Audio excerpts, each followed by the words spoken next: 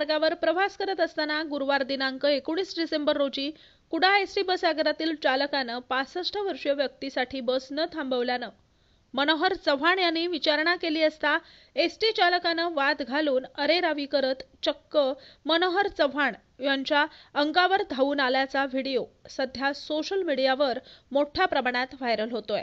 कुडाळ आगार व्यवस्थापक यांना निवेदन देऊन या चालकाविरुद्ध कारवाई करण्याची मागणी केली असून अद्याप कोणत्याच प्रकारची कारवाई झाली नसल्याचं दिसून येतंय।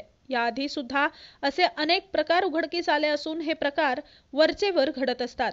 यावर एसटी महामंडळ दखल घेणार आहे का किंवा अशा मुजोर कर्मचाऱ्यांवर उचित कारवाई करणार आहे का की नेहमीसारखंच अशा प्रकरणांवर डोळेझाक करणार आहे असे अनेक प्रश्न उपस्थित होत आहेत। त्यांचं वय बघा किती येते, माझ्या वडिलांचं काय करणार, त्यांचं वय बघा किती येते, त्यांचं वय बघा, तुम्ही बोला बघूया का आपण त्यांचं वय किती येते। मग व्हिडिओ बंद कर, का बंद करू मी व्हिडिओ, का बंद करू सांगा, मला अक्कल आहे म्हणून सांगतो मी। मॅडम काय चुकलं माझं सांगा, तुम्ही माझं काय चुकलंय काय सांगा। 10 मिनिटं बोलत उभा राहिला, कोण उभा राहिला, हो त्यांचं उतरा, मी जातो। हे या गाडीचे ड्रायव्हर आहे, तुम्हाला आता वयस्कर ते आजोबा दाखवतो मी।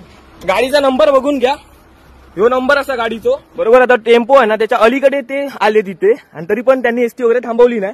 मी आवाज उठवला तर मला मारायला आले। जेव्हा व्हिडिओ चालू केला तेव्हा मग गप्प झाले।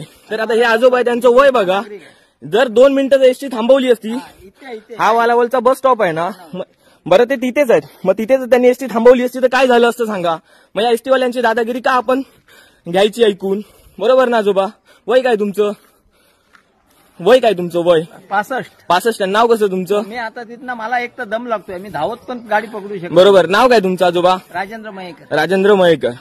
नमस्कार, मी मनोहर चव्हाण। चिपी या गावामधून मी कुडाळमध्ये एसटीचा प्रवास करत होतो। वालावलमध्ये अगदी 65 वर्षाचे आजोबा एसटीसाठी धावत येत होते, तरी पण ड्रायव्हरांनी गाडी थांबवली नाही। म्हणून मी म्हटलं की तुमचे जर वडील असले असते तरी तुम्ही असंच केलं असतं का, म्हणून ते मला मारायला अंगावरती धावून आले।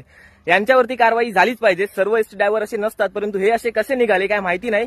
तर एसटी महामंडळाने यांच्यावरती त्वरित कारवाई केलीच पाहिजे।